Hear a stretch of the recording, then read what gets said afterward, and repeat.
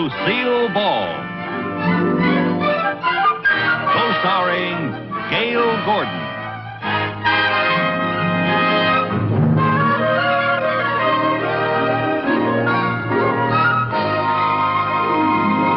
Brought to you by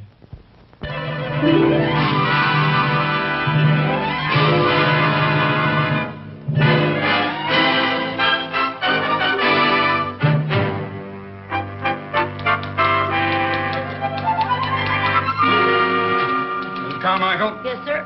These reports have to be typed and these filed right away. But, Mr. Mooney, it's 6:30 already. Well, thank you, Mrs. Carmichael. I still know how to tell the time.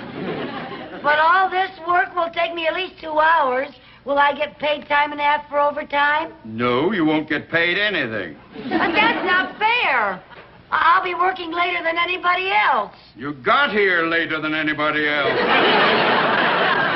I had a good excuse for being late this morning. Good? Yes. Believable? No. I'm sorry, Mr. Mooney, for being late, but the smog was so thick I couldn't find the bus. I couldn't. No, get to work, please. Yes, sir. Working overtime for no money. Nobody appreciates anything around here. Oh, yes, they do. Only this morning, I called our president, Mr. Cheever, and I told him that my chair was worn out, and he told me that I would get a new chair. Yes, indeed. They reward people around here who use their heads. Then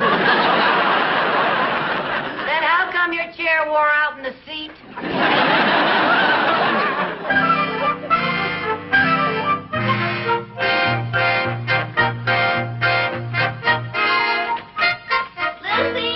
Oh, come on in, Mary Jane. Oh, Lucy, I've got the most wonderful news. You'll never guess what happened to me. You'll never guess in a million years. Well, what happened? Guess. Oh, come on now, Mary Jane. I'm no good at guessing games. I'll give you a little hint. What's the best thing that can happen to a working girl? You're getting married. No. No? You're engaged? No. You got a date? Now, I guess I better tell you. I got a raise. Oh, Mary Jane, that is wonderful. Is it much of a raise? Well, no, but at least now my take-home pay is worth taking home. Oh, that's wonderful. When do you think you're going to get a raise? Me get a raise? Ha! Mr. Mooney won't even pay me for working overtime, let alone give me a raise. When did he give you your last one? Well, let me see. It was on Flag Day. I don't remember the year, but our flag still had 48 stars. Oh, that's terrible. Yeah, well. How much money are you making now, Lucy? Oh, I'm ashamed to tell you. But every time I file my income tax, they send me a sympathy card. Have you ever hinted to Mr. Mooney that you wanted more money? Hinted? Look, I've done everything. I've skipped lunch telling him I couldn't afford to eat. I told him I have to walk to work because I can't even afford a bus. The only time I ever got a reaction out of him was once when I came in with big holes in my coat. Oh, and he gave you a raise? No, he gave me a needle and thread and told me to stop looking like a slob. Oh, darn it, I always forget that this plant is artificial. I just don't understand it, Mary Jane. Seems to me that everybody in that bank has gotten a raise except me. Well, I just think you're using the wrong approach. Well, what is the best way to get a raise? The best way to get a raise is to point out to Mr. Mooney what a good worker you are, that you're never absent, you're never late, and you never make mistakes. Well, what's the next best way? Have you ever tried to appeal to his good side? I've never been able to find it. Well, Lucy, honestly, you've been there long enough. You're entitled to a raise. You're telling me. Well, you should just ask for it. I have. Be firm about it. Go in there in the morning and beard the lion in his den. Okay, but it would be easier getting a raise from a real lion.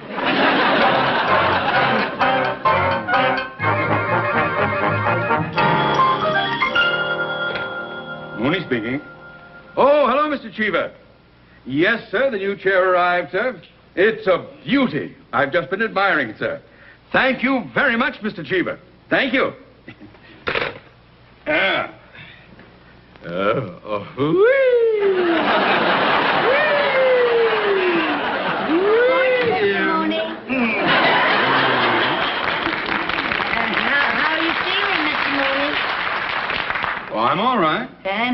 Mrs. Mooney feeling?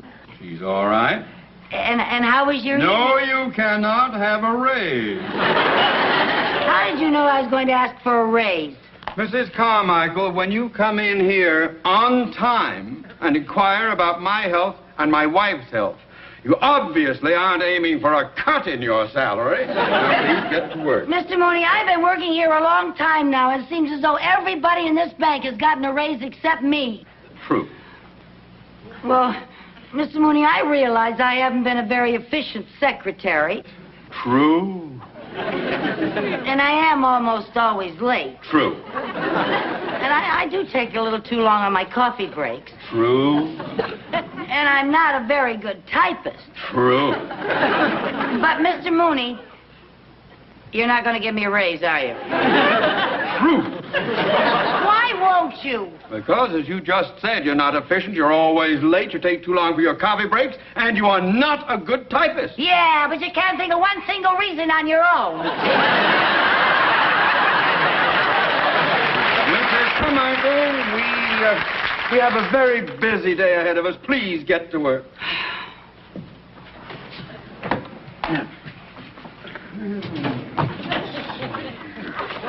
Mr. Mooney.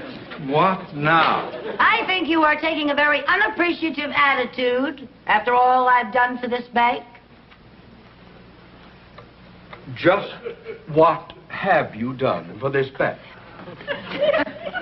Well, in what condition was this bank before I came to work for it? It was the third largest financial institution in the city with assets of $300 million and 31 branches. And what condition is it in now? It is the third largest financial institution in the city with assets of $300 million and 31 branches. You see, I haven't heard it one Back.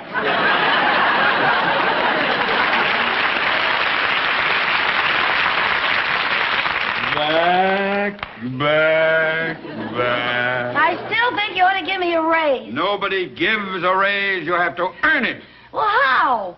Either by being very efficient, which in your case is too ridiculous to discuss, or by performing some outstanding service for the bank. Like what? Well, Mr. Cheever gave his secretary an increase because she devised a new system of bookkeeping. She also suggested an advertising slogan for the bank. She also wears a sweater 2 sizes too small. Mrs. Carmichael, this is no time to be facetious. Now let me give you a word of advice. Remember, the laborer is worthy of his hire. The climb up the ladder of success is not easy. How do you suppose I got where I am today? You married the boss's daughter.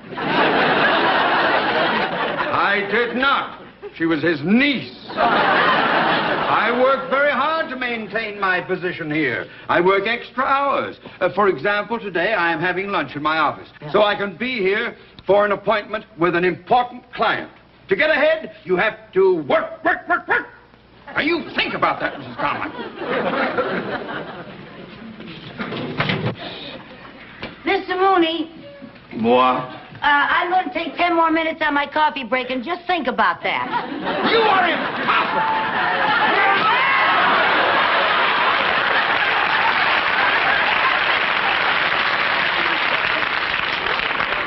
You got your new chair, huh?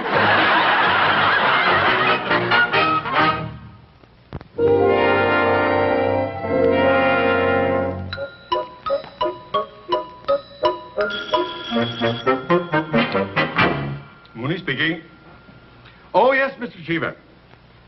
Yes, I'm expecting Mr. Leonard any time, sir. Well, I know he's a very important client of ours, sir, but I've never met him personally. He did. He produced the Danny Thomas Show, yeah? Dick Van Dyke. Oh, and I Spy. Oh, well, thank you, sir. That's a big help to me. Yes, indeed. Thanks very much. Oh, and thanks again for the chair. I flipped over it. Goodbye.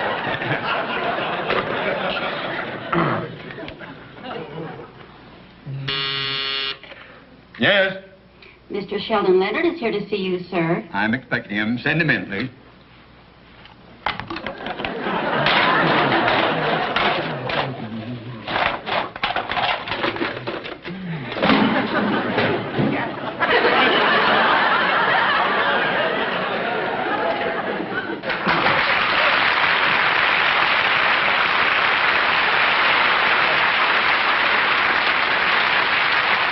Mr.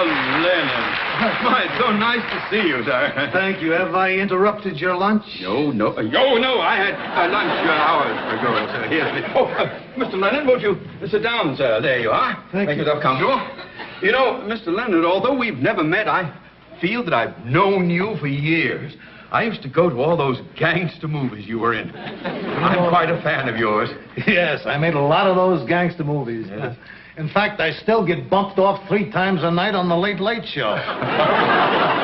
Well, you were so believable as a gangster. Maybe I was too believable. Every time I stepped out of the house, the cops arrested me. Well, now, surely you explained to them who you were. Well, yes, I did, but from force of habit, I'd say it like this. I'd say, all right, get your hands off of me, copper, or you'll wind up in a cement kimona. Well, it must have been quite a loss to your public when you gave up acting to become a producer and director. What public? No. I was one of those actors that people would see on the street and they'd say, hey, look, there goes, what's his name? The face was familiar, but they couldn't remember the name. Well, you have to expect that of people. From my own kids? Yeah. Twice the little finks turned me in for the reward. Well, I must say it was a lucky day for television when you gave up acting and became a producer. Oh, I don't know about that. Oh, yes, it was. It was indeed. Why, anyone who owns a television set today knows the name Sheldon Leonard. Except my kids. They still refer to me as what's his name. Well, I won't forget your name. Oh? No, sir. I love those television shows of yours. There's that Danny Thomas show, the Dick Van Dyke, I Spy. That is the most wonderful show. The way you have worked that around so that the... Why, Mr. Leonard, you're blushing. Am I embarrassing you? Well, yes. Oh. But please continue. You forgot Andy Griffith's show and Gomer Pyle. Andy Griffith and Gomer Pyle, yes, and I understand that you are currently creating a new series. Well, yes, that's right. We're shooting the pilot now. You're shooting the pilot? That's an expression in television. It means that we're making a test, a sample film, you know. In fact, that's why I'm here to see you. Oh? Yes, we have a scene in which there's a bank holdup. And I think it would be more realistic if we filmed it in an actual bank. So, with your permission, I'd like to film it here. Film it here? Yes. In this bank? Yes. Well, now, I'd like to oblige you, Mr. Leonard, but that would disrupt our entire day. Well, I don't intend doing it during your business hours. No, we'll film it at night after the bank is closed. Well, it's unprecedented and against all regulation. We're bonded and fully insured. Well, I'm afraid not. It's quite out of the question. The screen credit will read Technical Advisor Theodore Mooney. That's Theodore J. Mooney, and when do we start? We want to film it tomorrow night, but I'd like to come in tonight and rehearse the scene with my principal actors, if you don't mind. By all means. And don't you worry about anything going wrong, Mr. Mooney. I'll watch your money as if it were my own. Well, with all the shows you do, most of it is. That's a little joke. I just made that up. Right on the spur of the moment. Maybe you could use it in your... It's not very funny. Is there anything else I can do for you, sir? Well, I would like to familiarize myself with the layout of the bank here. In the words of the trade, I'd like to case the joint. Case the joint, by all means. Help yourself. Make yourself at home. Oh, I'd better give you a key, Mr. Leonard. Yes. Now, here's the key to the front door of the bank, so you can use that tonight. Ah, thank you. You're welcome. Very much. A great pleasure meeting you.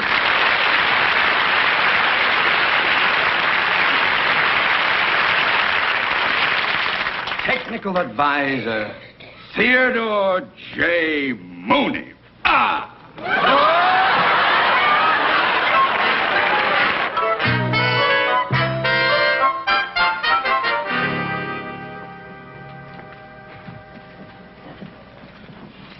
Uh-oh.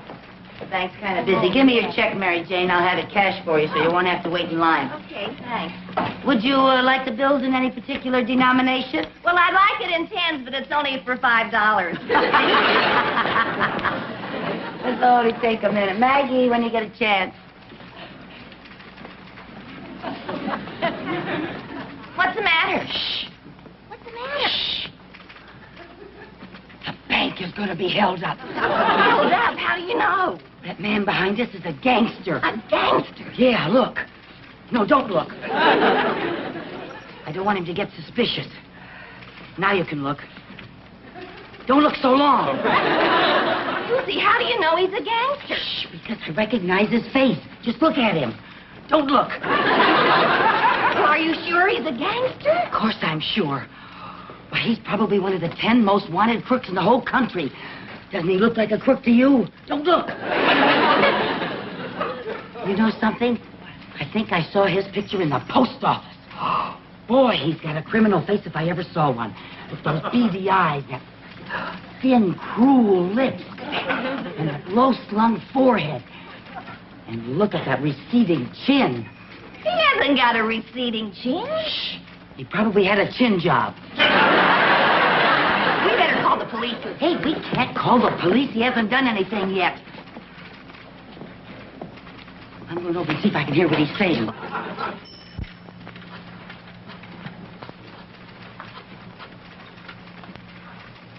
Hello, Frankie. It's all set for the bank tonight. Yep, it's a perfect setup. Have the boys here at 8 o'clock.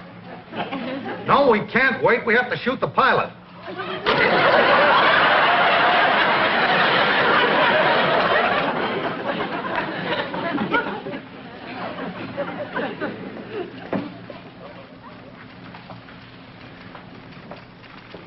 I was right.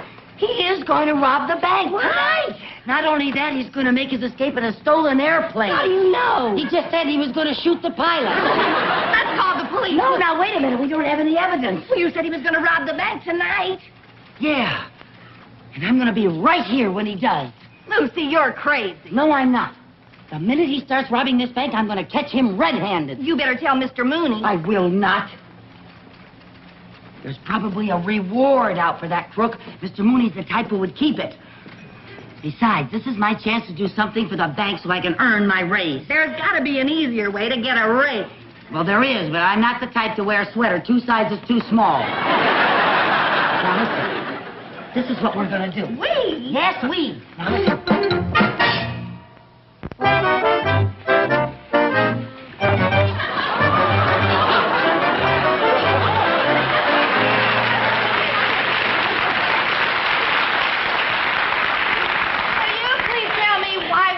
Dress up like trick or treat. I already told you, so they'll think we're scrub women and not kill us. Well, I hope not. I wouldn't want to get caught dead in this outfit. Never mind. Hey, Charlie, you wait for the car.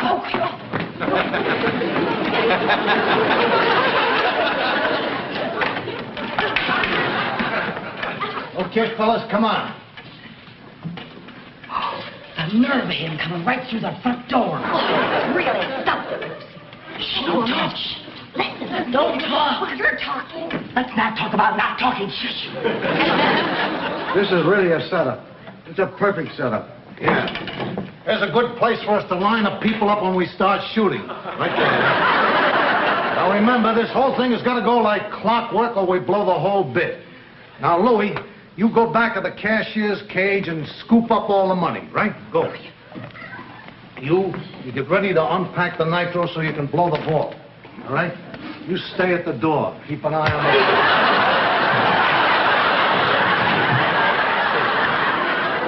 We can... Louie.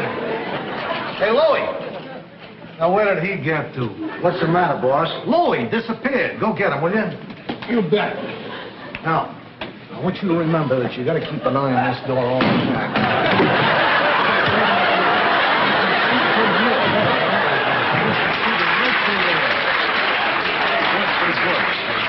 Harry! Hey, Harry! Harry, Louie! Where did they get to? Everybody is disappearing here. Go find them, will you? Okay, I'll get him. Bring them on. I got to talk.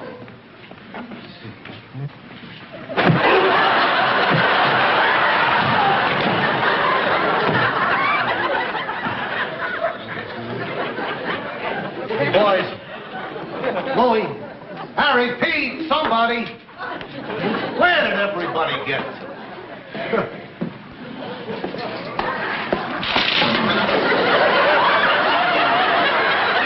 What are you doing? Oh, excuse me. I thought we was here alone. No, we wasn't here alone. Oh, Wow. Did you see some men go back there? Men? Yeah. If there was men back there, do you think we'd be out here? I better go see for myself.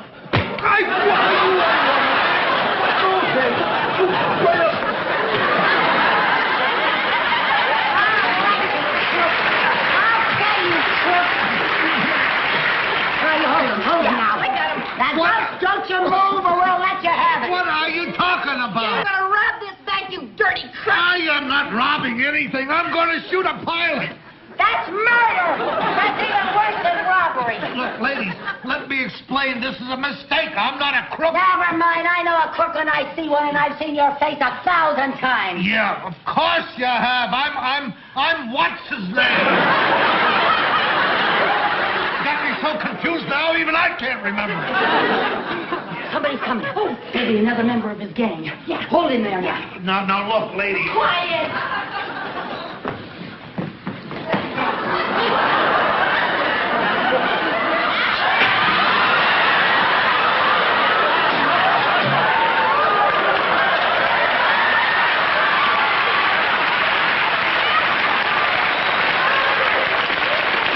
He's holding up his own bank. What are you talking about?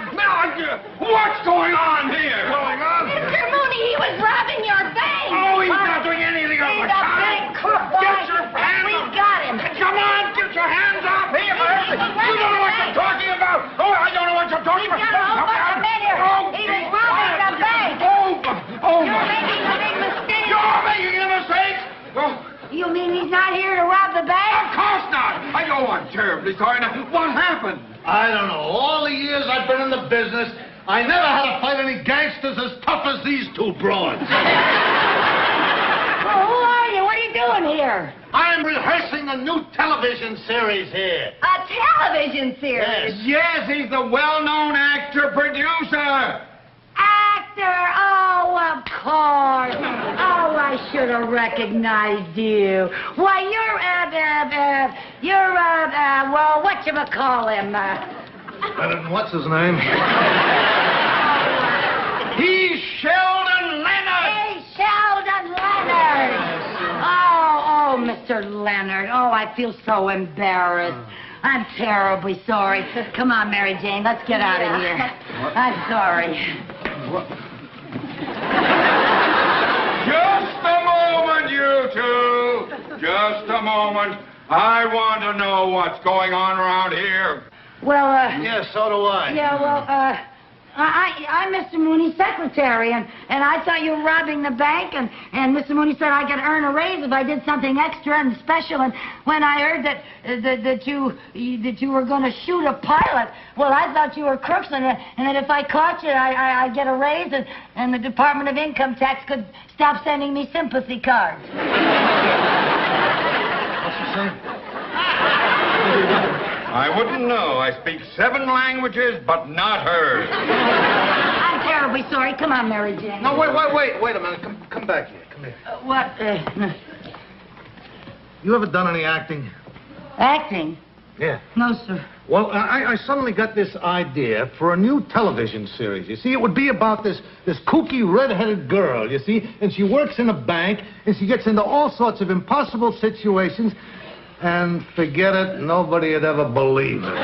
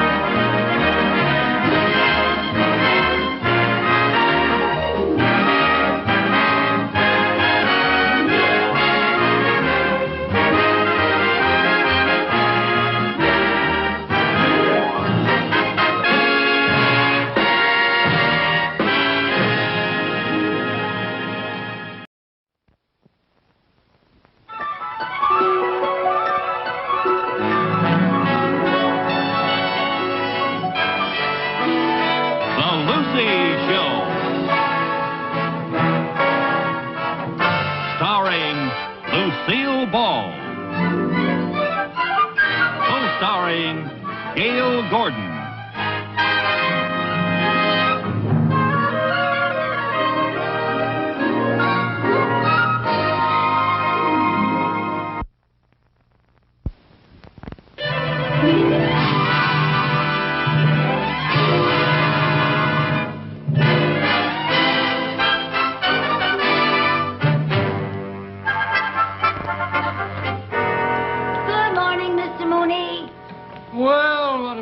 surprise, Mrs. Carmichael. And how did we manage to get to work on time for once? Well, I think my clock's broken. Hi, Dottie. Hello, Lucy. We'll get to work on these right away, please. Well, can I have my coffee first? No, you can't have your coffee first. You just got here. Now, please, get to work, get to work. Yes, sir, yes, sir.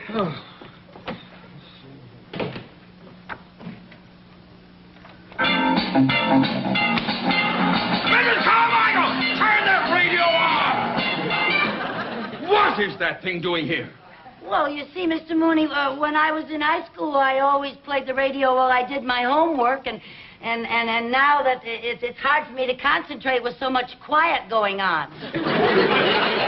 I didn't know they had radios when you went to high school. Mr. Mooney, Well, now, that's you not keep very that thing nice. off and you get to work at once. All Do you hear right. me? Good heavens. Mr. Mooney? Oh, good morning, Mr. Cheever. How are you, sir? Not very well. Oh, what's wrong, sir? Well, at the meeting last night, it was brought to my attention that our branch is lagging in the getting of new accounts. It is? Yes, and it was suggested that perhaps this branch was a bit overstaffed. One vice president too many, to be exact. Oh? And as a vice president, I hope that you can read between the lines, Mr. Mooney. Oh, Mr. Cheever, sir, are you inferring that unless I get some new accounts... Well, congratulations. At least you can read. Oh, my. I've never seen him so upset. How does he expect me to get new accounts? Drag people in off the street? I don't know why he blames me for everything that goes on around here. Well, I wouldn't worry about it. Well, you better worry about it. You just remember, if I go, you go. Now, I'll be in my office. I don't want to be disturbed. No, sir.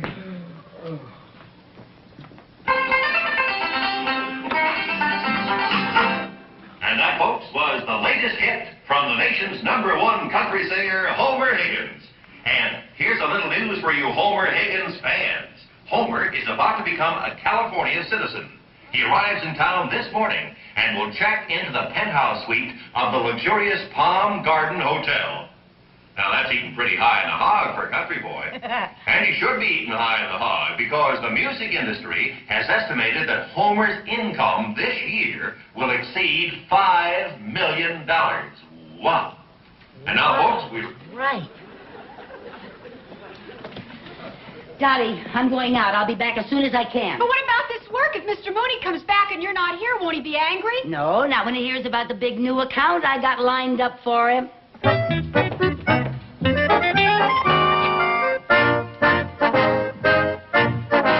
Right this way.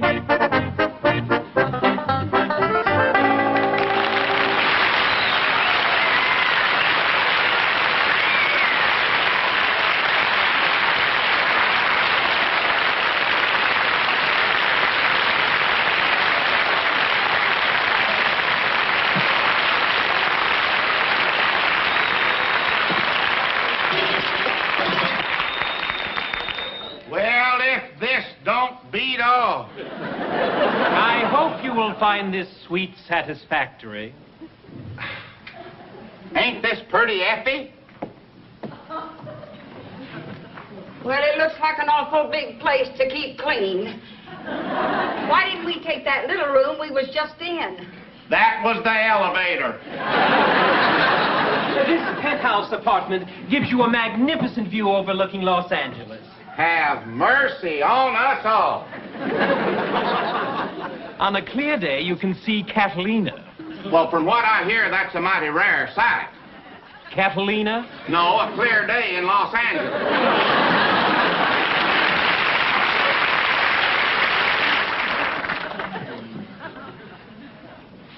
Anything else, sir? No, thank you, but just a minute. Sir. Here's a tip for you. Oh, thank you, sir. And all right. I hope you enjoy your stay. Hold on there just a minute. You've been awful nice to us. And, Effie, give this nice man some of your duck gizzards. Oh, sure thing. Give him a whole wad. Here you are. Now. They're awful good, fried and hog lard. Oh, and by the way, at the end of the week, take out what we owe you? Yes, sir. All right, fine. Oh, by the way, if there's any left, why, treat your carnation to a sack of fertilizer. That would be all right.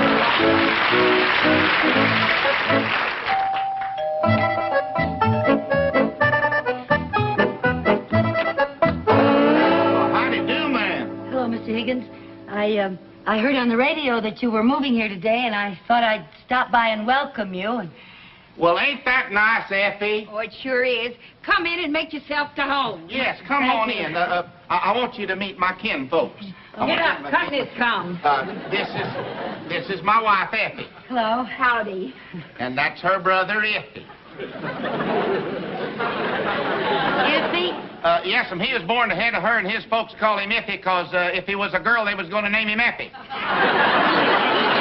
Oh. Well, how do you do? Glad to meet you, Iffy. My name is Lucy. Lucy Carmichael. Howdy, Miss Lucy. Gee, you got hair the color of orange juice. Orange juice? Yeah, and I bet a girl as pretty as you must get squeezed a lot. Only when the bus is crowded. You sure are pretty. Down, Iff, down, down. Well, since Iffy's pet skunk died last year, he's gotten girl-minded. Would you like to come in and rest your feet a spell? Thank you. Go right ahead. Oh, Iffy, come on, help me Yep. with the unpacking. Now, there. Come on, come on, get along, get along. Get. Bye, Miss Lucy. Bye. Boy, pick up your feet. Get on. Oh, that boy. That boy is about as useful as a milk bucket under a bull.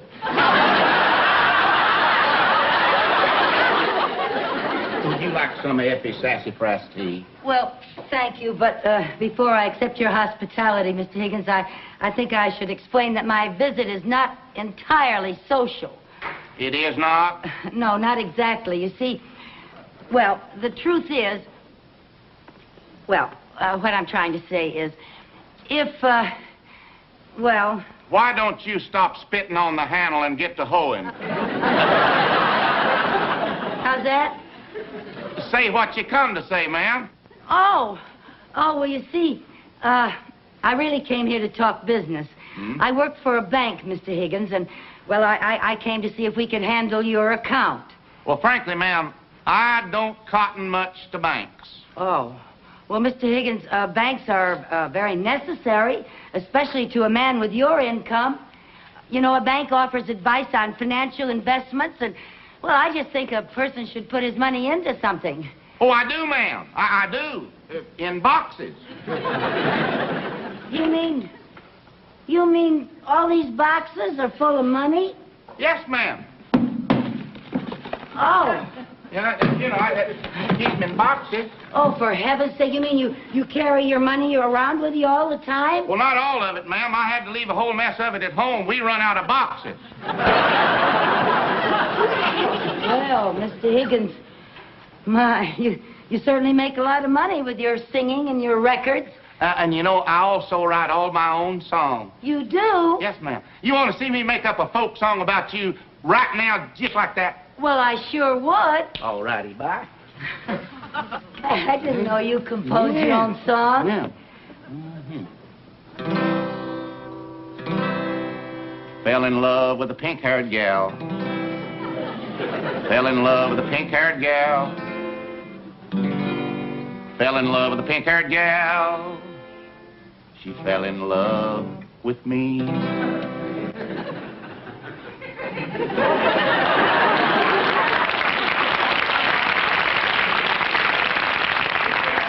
Well, is that it?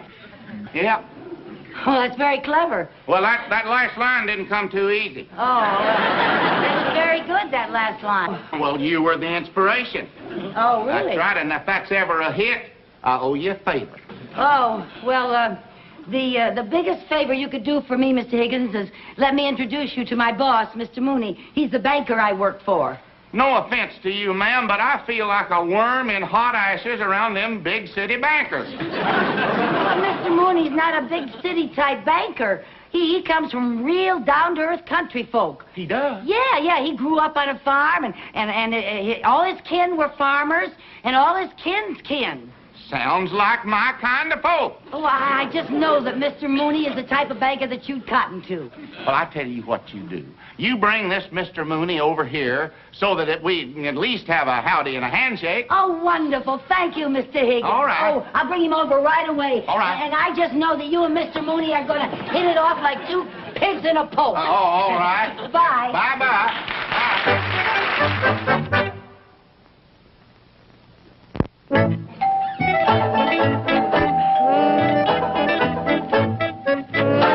Oh, how do, Miss Lucy? Hello, Mr. Higgins.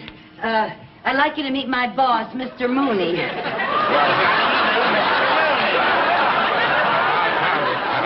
Well, you sure don't look like no banker.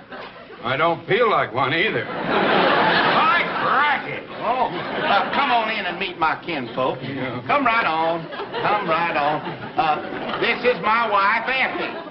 Howdy. Howdy. Hello, Miss Lucy. Hello. And that's her brother, Iffy. Iffy? Yes, you see, they named him Iffy because if he was a girl, they were going to name him Effie. That's right. Hey, y'all are just in time to tie on the feed bag. Oh? Come on in. Come on. Come right on. Come on.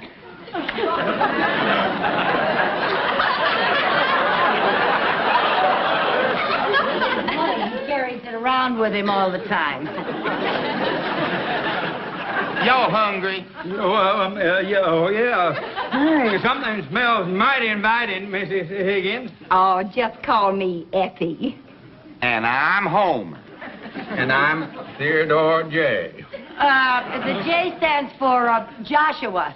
His friends and kin call him Josh. Well, that's a mighty fitting name. You know, you look like a Josh.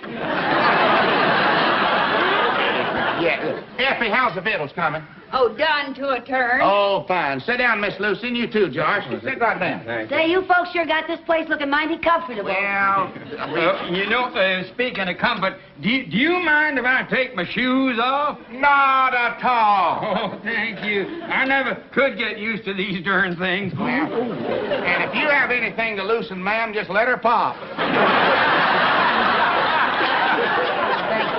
Here you are, Mr. Mooney.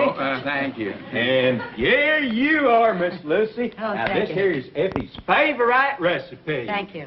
Yeah. What is it? Well, Effie calls it rib sticking stew. It's just chock full of boiled deer liver, turnip greens, hog jowl, spack back, and sow belly. Come on, folks, eat up. Poke her down now.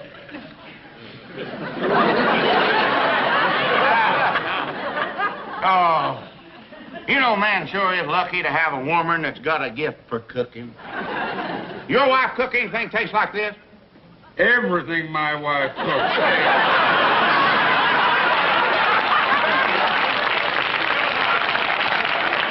Well, then I take it your Mrs. Mooney is a girl with country rearing. Acres of it. That a fact. I see. You know something? Back in Cedar Creek County, Mrs. Mooney was a champion hog caller. She were? Yeah, that's how she got Mr. Mooney. Well, you know, Effie, I reckon we won't be getting homesick here in California knowing people like Josh and his missus. Yeah, I hope we'll be seeing a lot of each other, Josh. Well, no reason why you shouldn't if you come to my office to do your banking chores. Oh, sounds mighty fine to me. Well, now, wait a minute, Bucket Mouth. Don't you go get any Now, I take the old Josh here, but the big city banks is something else again. Oh, but Mr. Higgins, our bank isn't at all like a big city bank. It's as homey as gravy on a tablecloth. And all the people that work there are just like old Josh here, neighborly, country-reared folk. Sounds like a dinger of a bank. Well, maybe we could go down there a little while this afternoon, look the place over. Oh, instead of this afternoon, why don't you come down tonight after the bank is closed? After you close? Yeah. Tonight's the night we have our weekly hoedown. Once a week, us folks like to have a little get-together, and I just know old Josh would love to have you join us. Why, me and Effie take the hoedowns like a hog takes the slop. Wonderful, wonderful. Well, now, it's the West Lang Bank, and it's right down the street. Come on, Mr. Mooney. We have to get back to the bank for your appointment. Well, me and Effie will sure look forward to this. Yeah, well, more than that, most of all, we'll be looking forward to meeting Mrs. Mooney. Mrs.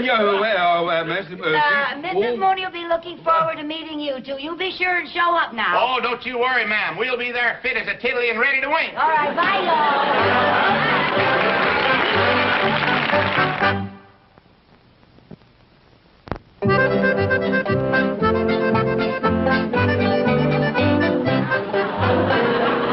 Mooney, in all my years of banking, I have never been involved in anything so bizarre and outrageous. Well, the Higgins account is worth a little trouble, sir. Oh, you'll thank me if we get it. Now, what if we don't get the Higgins account? Well, it was all Mrs. Carmichael's idea.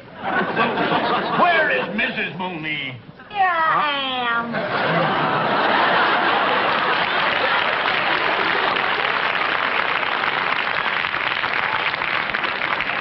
Mrs. Carmichael, I know my wife isn't Miss America, but do you have to be so hokey? You don't want him to recognize me, do you? Oh, well, no. Well, Homer and Effie will be here at any minute. Yeah. So let's get this pea-picking, tater-planting, corn-husking show on the road. Okay, Josh. Come on, let's get the party going. Head couples, do-si-do. Hurry up, farmer, don't be slow. Side couples, same old thing. Do-si-do across the ring. Partners all with the right elbow. Back by the left. Here we go.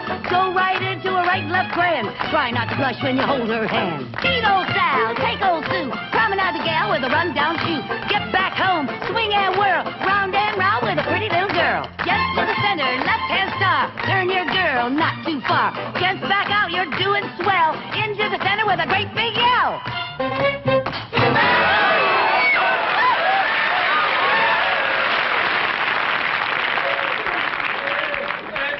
Folks, I'd like you to meet my wife, Irma. Howdy. Howdy. Hi, y'all. Oh, that was mighty good square dance calling, ma'am. Oh, sure. Yes, it was. Now, Irma, don't be so shy. I heard you was a champion hog caller, ma'am. Oh, well, my hog calling days are over. The last time I called so loud my Adam's apple turned to cider. Ain't that a knee slapper? Well, now, since the Higgins clan is all here, let's get this shindig going, eh? Let's give them a real musical welcome. Okay, come on, Mr. Cheever. We'll give him a doozy.